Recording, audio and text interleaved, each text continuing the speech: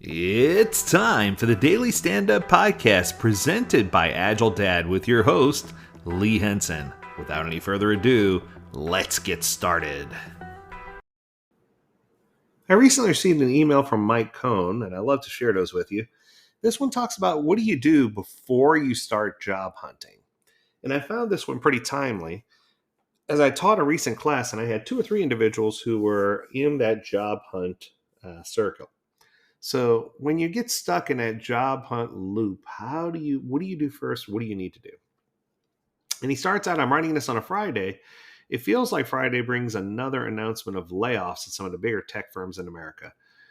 What I can tell you is every Friday I'm seeing sort of a trend where more people are getting laid off, more jobs are going away.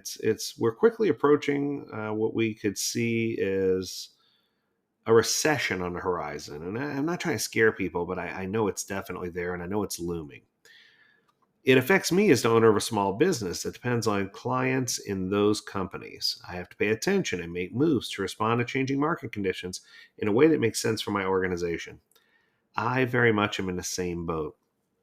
While both Mike and I have been doing this for a long time, what I can tell you is we're both in that mode of giving back as well. And we want to make sure that we're separating ourselves from everyone else by making sure that we're providing exceptional value to people who come to our courses or take our coaching. And we need to make sure that we're building a product or service that makes sense to them.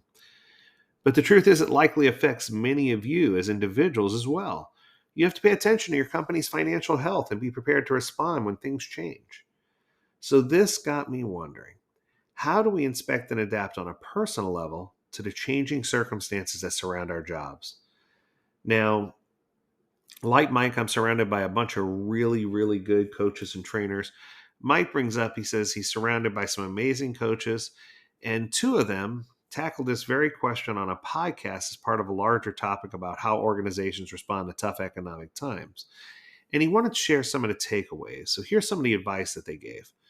Before you even think about a new role or a new company, start by doing an honest self evaluation.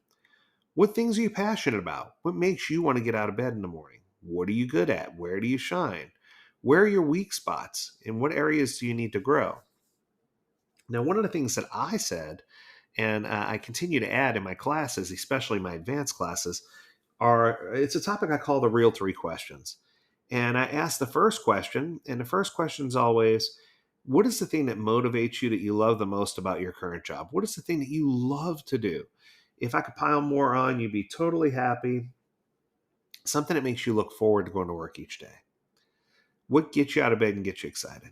The second question is, if your alarm clock had a button labeled eternal snooze where you never have to wake up again, what would you not want to ever have to do again? If I could take one thing off your plate and you never have to do it again, what would it be? What could I take away from you that would make you happy as can be, and build you up and make you better if it's something that you never have to do again? And then the third one is, are you happy doing what you're doing now? And if not, what would you rather be doing? And I think that these three questions are very much in line with the three questions that Mike asked here. He added in a job interview or when networking, be ready with small stories about how you've applied what you're passionate about into your work and on your team. If you think about it beforehand, these stories will come easily to you, and they'll give the people confidence they need to take a chance on hiring, recommending, or promoting you. Also, find ways to shore up your weaknesses. So now, before the next job interview or the next job opportunity comes your way, what can you study? Which incremental improvements are you ready to make? Who can mentor you so that you can proactively address those places where you need to improve? Come to think of it, that's good advice. When the economy is going well, you should always be evaluating how you can lean into your strengths and improve your blind spots. Honest self inspection will help you succeed in your career. It's something you should carefully consider. But this can be a challenge, especially when it comes to your team or your organization's agility and how you're doing things. Now, Mike created something pretty cool. They created something called the Elements of Agile Assessment, which analyzes your strengths and weaknesses, gives you an in-depth free report about areas to improve as well as recommendations. I'll drop their link for the assessment in the podcast link here.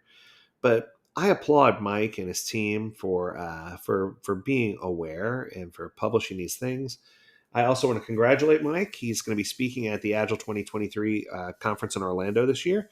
And respectfully, I'm also speaking at that conference. So I hope to hook up with him and share some more stories and have some good times because I know that it's always a pleasure to team up with other Agilists to really do amazing things. So I hope to see you there. I hope to see all of you there. And until next time, I encourage you to stay healthy, stay well, and stay agile, my friends. Do take care.